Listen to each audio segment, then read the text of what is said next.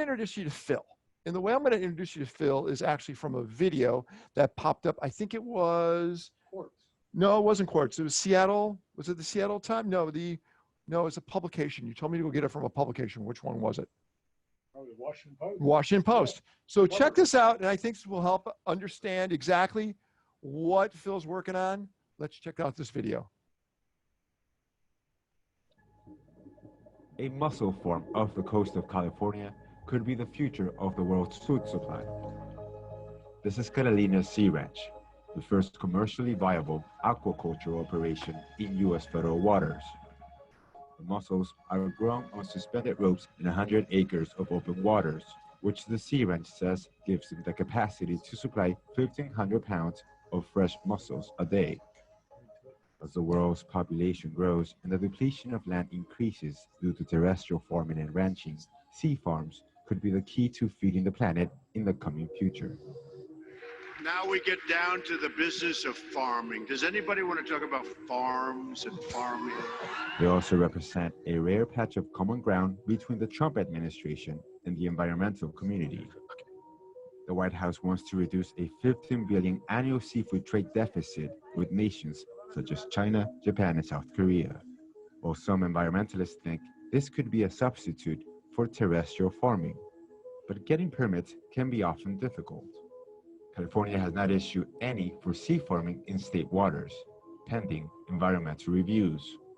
But some sea farmers don't want to lose time and are developing programs to raise shrimp, scallops, and finfish in federal waters. So far, Catalina Sea Ranch has plans to expand 30 times its current size. Phil, I'm happy you're able to join us. Okay, so by the way, Tom Beers is looking at it going, that's pretty calm water, man. Anything, you got the deadliest catch, he's going on, that's not a show. Could you make a show out of that, Tom? Yeah. No. Yeah. So Phil, you are a serious entrepreneur. You got a ton of things that you're working on. And we're going to talk about something that's more of a current project a little later on, which is pretty amazing. This project around doing mussels between here and Catalina, this wasn't as successful as you hoped, right? It was a challenge. It was a challenge. It started in 2012, right. And it's still continuing, but I left in June of last year, 2019. Why'd you leave? Long story. It started out with actually it was the FDA. I don't want to get into all the details of it, but we, as a pioneering company, the first one in U.S. federal waters, 6 miles offshore, you have to go out 3 miles to get away from state waters because you'll never get a permit for aquaculture in state waters. It's got to be in federal waters. So what happened is pioneers, we were working with the FDA. When you have shellfish, you have to check them for biotoxins so you don't get sick. Well, we've been working with them since 2013 when we had our first harvest in 2017. We found out, not from the FDA, but from somebody else, that all these state laboratories on the West Coast, that's Washington State, Oregon State, California, were not in conformity to the FDA. We had no place to test our shellfish for biotoxin. So we were shut down for 1 year. So anyway, we started up again. It was overregulation. The FDA, it was 50 times more than the growers. There's 9 in the state of California. By the way, California still isn't in conformity. Don't eat any shellfish because you don't know if it's going to be good or not. So anyway, oh no, this is really crazy stuff. So anyway, ran out of money. Couldn't raise any more money. It was $500,000 a year just to do the monitoring of 100 acres, 6 miles offshore. Wow. So anyway, I had one of my investors, I raised $6 million, all accredited investors, but I needed institutional capital.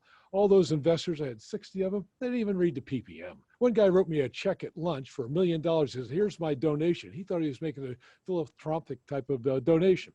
So anyway, I couldn't raise because the smart institutional capital would read the PPM, said, whoa, shit, when you got $500,000 of monitoring, this is unsustainable. So I turned it over to a wealthy investor, another one of the wealthy investors, they all start fighting and screaming. So I moved on. And so is this not a real good business right now? Is because of you all the know, monitoring that takes place? It's a wonderful business, if not for the monitoring. It's the California Coastal Commission. That was about $200,000 and $300,000, and monitoring for what? You know, that didn't make sense. Toxins. Well, no, that's the FDA. They were Oh. monitoring to make sure that maybe it didn't pollute the water. Well, shellfish are filter feeders. They clean up the water type of thing. So anyway, but then another thing I'll go into very quickly, I'm really excited about is, you know, it was like start off with shellfish, but then we got into macroalgae in 2016.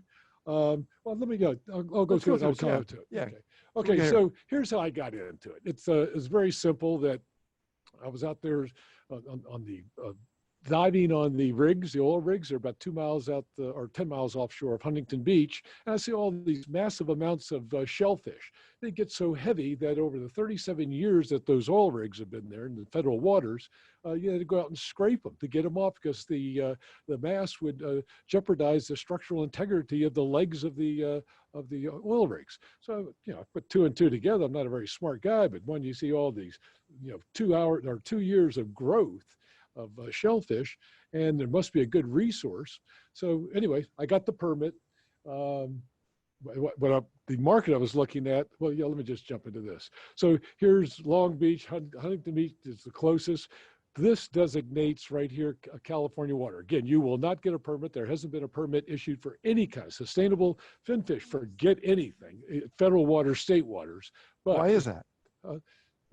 It's ignorance over one thing, but in with finfish, the environmental community in those days, and still today, it says it's unsustainable because of food conversion ratios. So you have to feed more fish into the fish that it presumes. That's one thing. And then they poop, and you know, there's nitrogen that's put in the water. But not with shellfish, and most importantly, not with macroalgae, seaweed. That is a big thing.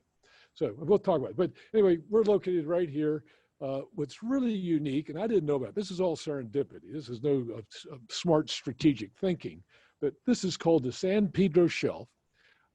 There's 26,000 acres. That's 40 square miles in federal waters. This is all 150 feet deep. Fantastic. I call it the aquaculture capital of America because it drops off to 3,000 feet, and you have this phenomena that's called upwelling. So all this nutrients come up. So it's great for shellfish, it's great for seaweed, but it's good for anything.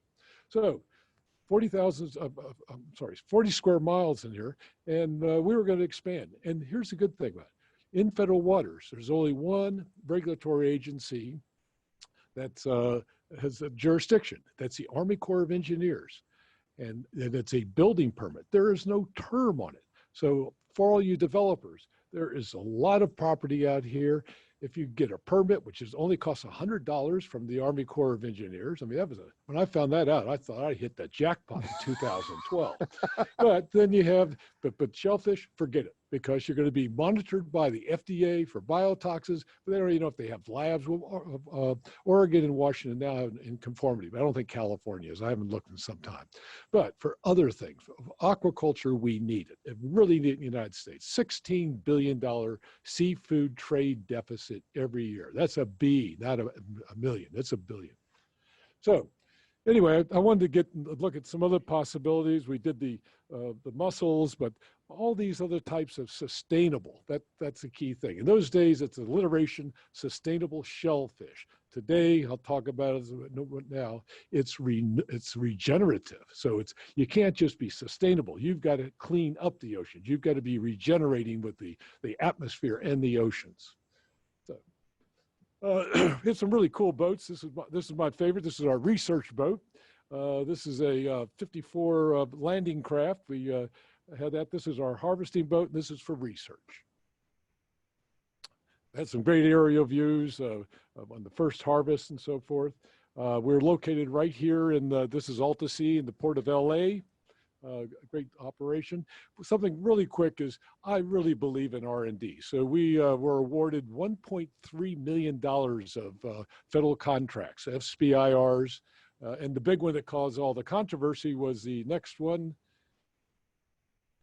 the macroalgae. So this is $25 million that was appropriated by by the Congress, and it was to start a seaweed industry in the United States. This is a big opportunity. Seaweed. Oh yeah, it was, but not in those days. When I went in 2016, I said, this is the biggest boondoggle in the world. Thank you. It's $25 million of your taxpayers' money, but I was wrong. Now, just in the last couple of years, seaweed is big, really big, not only for human consumption, but what I want to talk to you about the evolution of it. Seaweed can be kelp. Kelp, well, this is giant kelp. This is called macrocystis. You don't eat it, but it's the fastest growing organism on the planet. And we'll talk about that. But anyway, aquaculture is really big. It has, United States is behind all the other countries. Whether you want to do sustainable or finfish aquaculture, it's a big opportunity, but because of regulatory overregulation, it's dead in my opinion for the next couple of years. But they're all in state waters.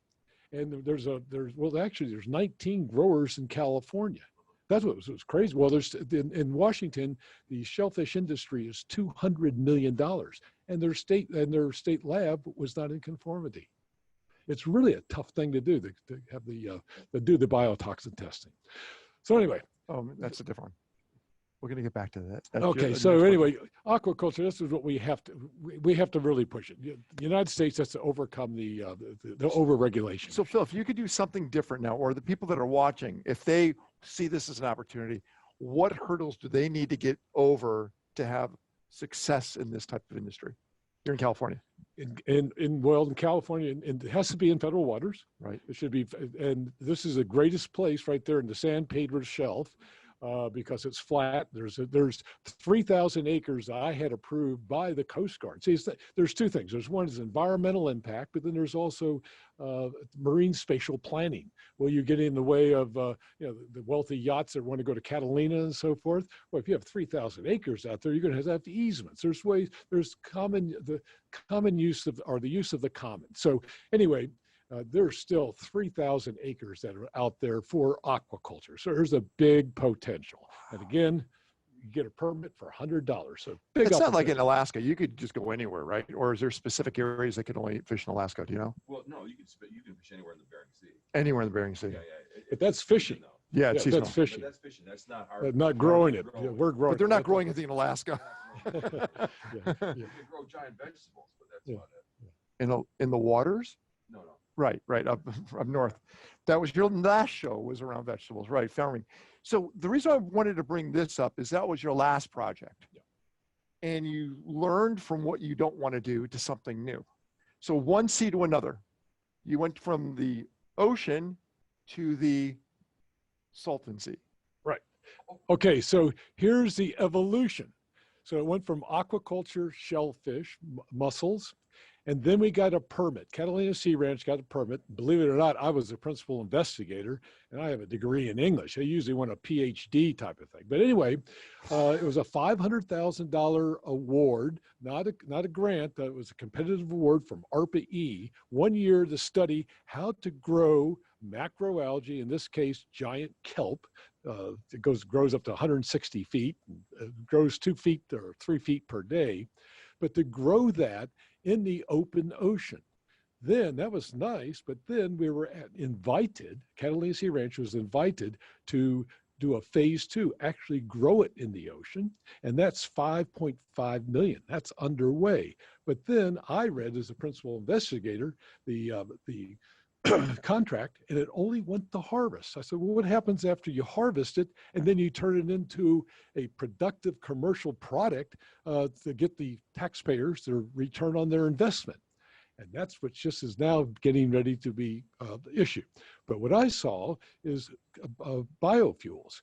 Can you convert macrocystis into biofuels? And that is a big market. That's $200 billion. So the quick evolution, Ken, is that I saw that. I formed a company called Regen Biomass, and that was going to be phase 3, from harvest to commercial applications. And it's not just 200 billion for biofuels. It's another $80 billion for booze. Craft spirits is an $80 billion industry in the next 4 years. Wait, so you're going to turn it into either drive your car or drive you. Exactly. The alcohol. Okay, Yeah, got it. yeah. From the macroalgae. Macro. Yeah, from kelp. Got it. Converted into that. Bamboo is the next direction. This is now again serendipity. I'm a lucky guy. Some things just happen. So anyway, started Regen Biomass. Got some really wonderful people on the board of directors. We're at a capital raise right now. But in about 5 months ago, I started scratching my head and saying, maybe the next slide or This one? yeah, well, we'll go to it.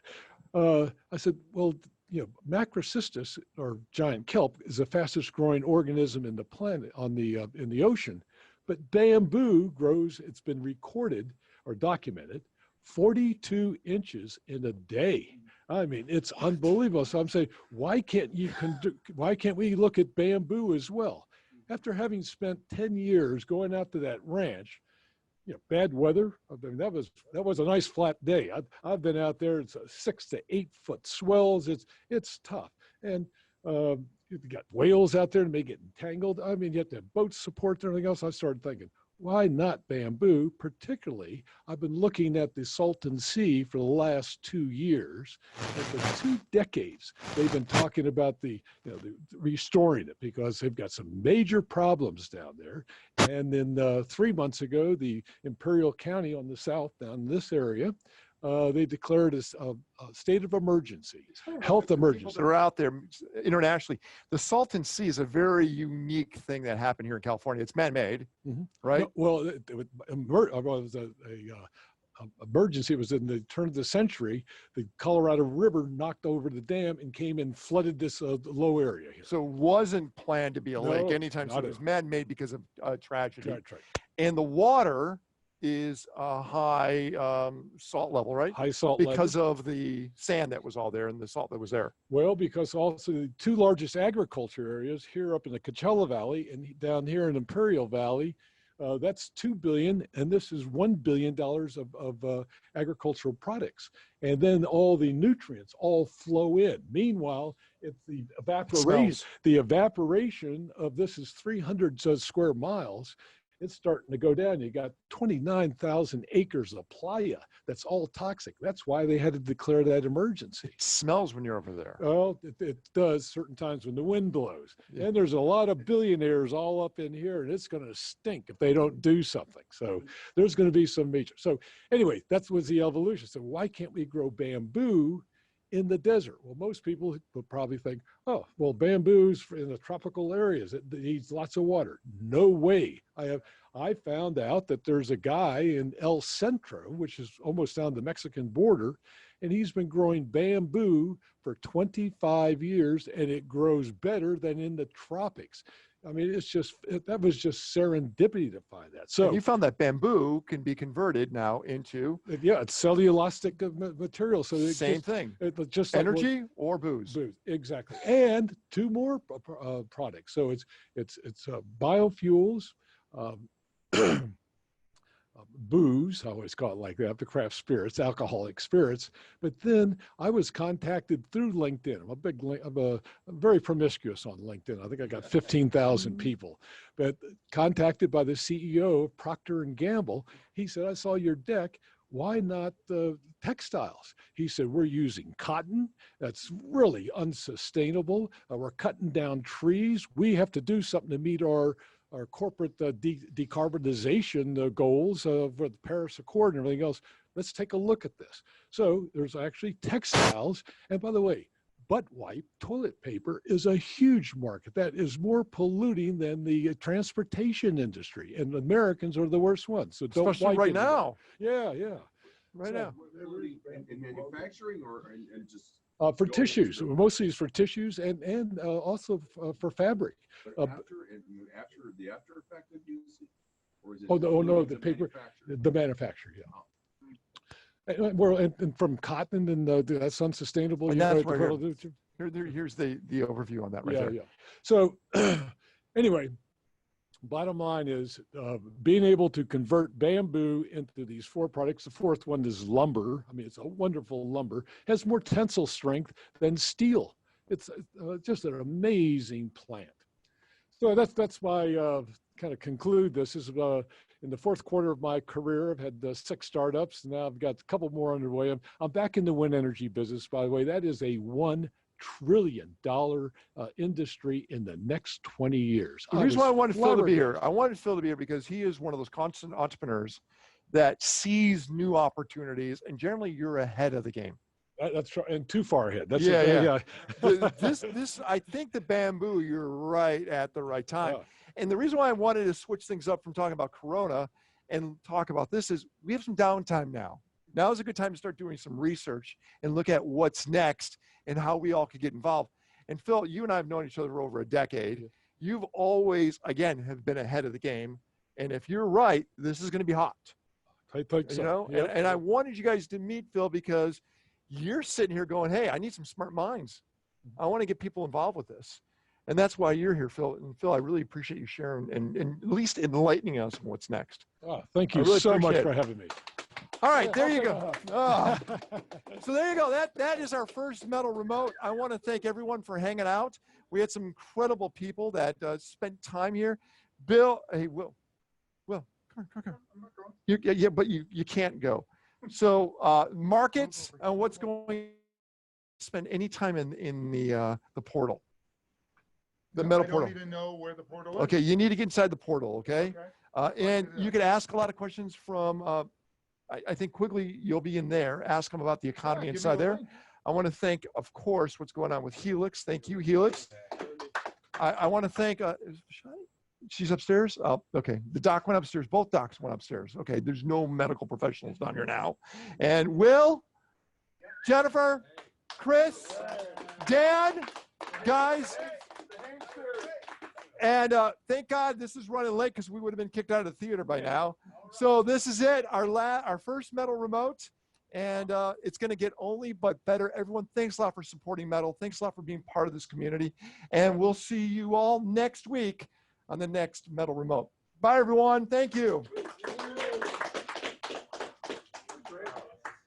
That was awesome. Yeah. By the way, kid, why was the volume so low when they were talking? That was awesome. Right? That was success. Yeah, that was awesome.